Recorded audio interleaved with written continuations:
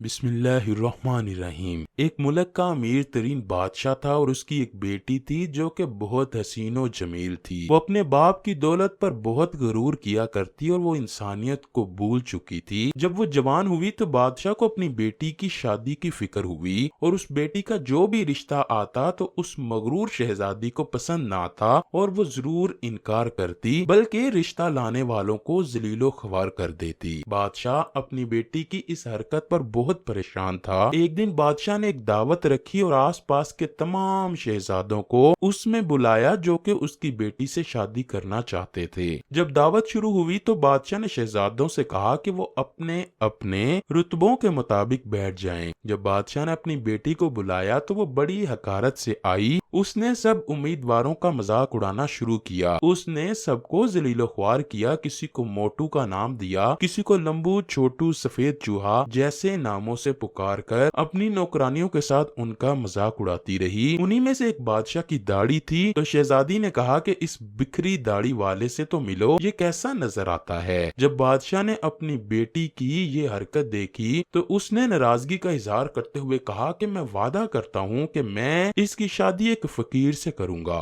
یہ بات سن کر سب وہاں سے چلے گئے۔ چند دن گزرنے کے بعد ایک گویا گلیوں میں گانا گاتا مانگ رہا تھا اور وہ اس دربار میں آن پہنچا۔ جب بادشاہ نے اس فقیر کی آواز سنی تو اپنے نوکروں کو حکم دیا کہ اس فقیر کو پکڑ کر لاؤ۔ جب فقیر کو دربار میں لایا گیا تو بادشاہ نے فقیر سے کہا کہ کوئی گانا سناؤ۔ فقیر نے گانا سنا کر انعام کی خواہش کی تو بادشاہ نے فقیر کو کہا کہ تیری آواز میں بہت دم ہے، میں انعام کے طور پر اپنی بیٹی کی شادی تم سے کرتا ہوں۔ یہ بات جب بیٹی نے سنی تو اس نے رونا چلانا شروع کیا اور اپنے باپ سے کہا کہ آپ ایسا کیوں کر رہے ہو؟ یہ فقیر ہے اور میں شہزادی ہوں، کہاں اس کی اوقات کہ یہ مجھ سے شادی کرے؟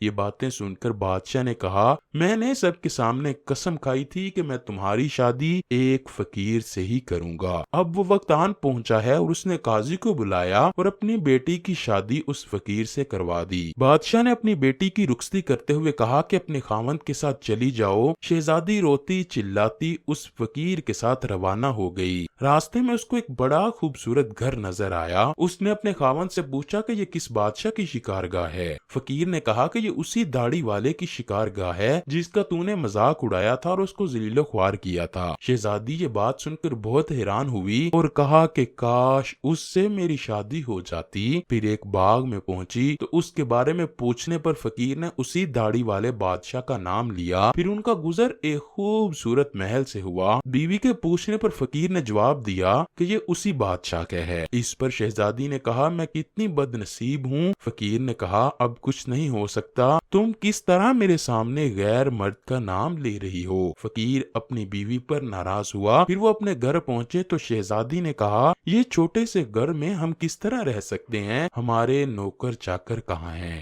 فقیر نے جواب دیا ہم جیسوں کے نوکر چاکر کہاں ہوتے ہیں، آپ کو گھر کا سارا کام خود کرنا ہے۔ شہزادی فقیر کو حقارت کی نگاہ سے دیکھ کر کہنے لگی ہم یہاں کیسے رہ سکتے ہیں؟ فقیر نے کہا تم کو اسی گھر میں ساری زندگی بسر کرنی ہے۔ فقیر نے شہزادی سے کہا چلو روٹی بناؤ، سارا دن بھیک مانگ مانگ کر تھک گیا ہوں۔ شہزادی نے کبھی کھانا نہ بنایا تھا اسی لیے اس کو کچھ نہیں بنانا آتا تھا۔ فقیر نے اس کے ساتھ مل کر کھانا بنایا اور وہ کھانا کھا کر سو گئے۔ اگلے دن فقیر نے اسے گھر کے سارے کام کرنے کو کہا تو شہزادی نے فقیر کو بلا بلا کہتے ہوئے گھر کے کام کرنے شروع کر دیے اور اسی طرح دن گزرتے گئے اور فقیر کے پاس ساری جمع شدہ رقم ختم ہو گئی تو اس نے اپنی بیوی سے کہا کہ اب ہمارے پاس کچھ نہیں ہے، ساری جمع پونجی ختم ہو چکی ہے، اب دونوں کو مل کر کام کرنا ہوگا، میں مانگنے جایا کروں گا اور تم گھر میں ٹوکریاں بنایا کرنا۔ فقیر جنگل گیا، وہاں سے لکڑیاں لایا اور کہا کہ اس کی ٹوکریاں بناؤ۔ شہزادی نے ٹوکریاں بنانا شروع کی لیکن شہزادی نے کبھی ایسا کام نہیں کیا تھا۔ سخت محنت کی وجہ سے اس کے ہاتھوں سے خون نکلنا شروع ہو گیا۔ جب فقیر نے دیکھا کہ شہزادی کے ہاتھوں سے خون بند نہیں ہو رہا تو اس نے کہا کہ یہ کام تیرے بس کا نہیں۔ چند دن بعد فقیر نے اس کو ایک اور کام لا کر دیا، وہ بھی شہزادی نہ ना कर सकी।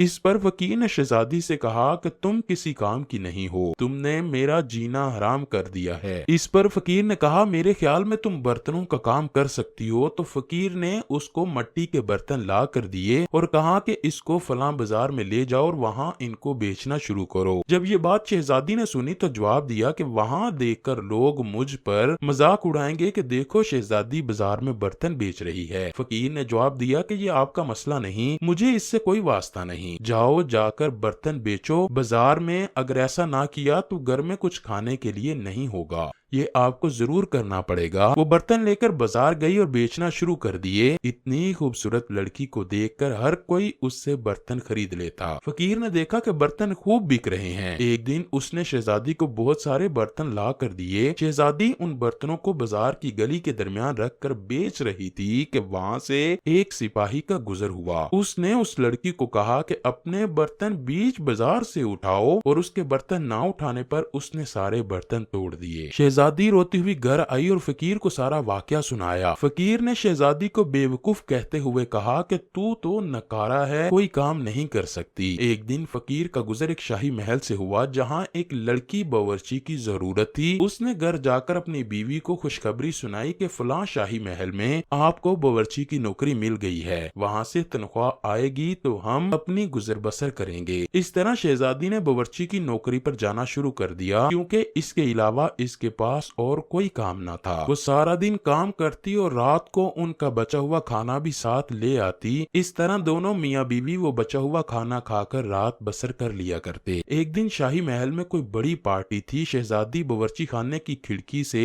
लोगों को खूबसूरत लिबास पहने देखकर अपनी किस्मत पर रो रही थी कि कुछ नौकरानियां आईं। उन्होंने शहजादी को खाने पीने के लिए बहुत सी चीजें दी। जो लेकर शहजादी अपने घर आने लगी तो दरवाजे पर एक बादशाह ने उसका रास्ता रोका। शहजादी ने नजर उठाकर देखा ये वही दाढ़ी वाला बादशाह था जो उसका रिश्ता लेने के लिए गया था। तो शहजादी ने उसको जलीलो ख्वार किया था। उस दाढ़ी वाले शहजादे को देखकर वो बहुत ज्यादा डर गई थी। डर के मारे उसके हाथ से सारा खाना भी गिर गया। शहजादी अपने किए पर बहुत शर्मिंदा थी। वो डर के मारे यहाँ से भागने लगी, पर शहजादे ने उसका हाथ थाम लिया और कहा कि मैं वही आवारा फकीर हूँ जो आपके साथ गुजर बसर कर रहा हूँ। मैंने ही फौजी बनकर तेरे बर्तन तोड़े थे। ये सब कुछ मैंने इसलिए किया कि मैं आपको पसंद करता हूँ और तुमसे शादी करना चाहता था, पर तेरे गुरूर ने सब हदें पार कर रखी थी। अब मैंने जान लिया है कि तेरा सारा गुरूर खत्म हो चुका है, तुम अच्छी जिंदगी बसर करने के काबिल हो चुकी हो। चलो हमारी शादी की तैयारियां हो रही हैं। उसने शहजादी को दुल्हन के कपड़े पहनाकर महल के अंदर ले गया। वहाँ शहजादी का बाप और सब खानदान वाले पहले से मौजूद थे। अब शहजादी बिल्कुल तब्दील हो चुकी थी। उसका तकब्बुर मट्टी में मिल चुका था और उसने जीने का तरीका सीख लिया था। इस वाक़ये से हमें ये सबक मिलता है कि हम सबको चाहिए कि हम एक दूसरे से आजिज़ाना तरीके से पेश आएं, कभी भी गुरूर ना करें। अल्लाह पाक हमें हमेशा गुरूर और तकब्बुर से महफूज रखे।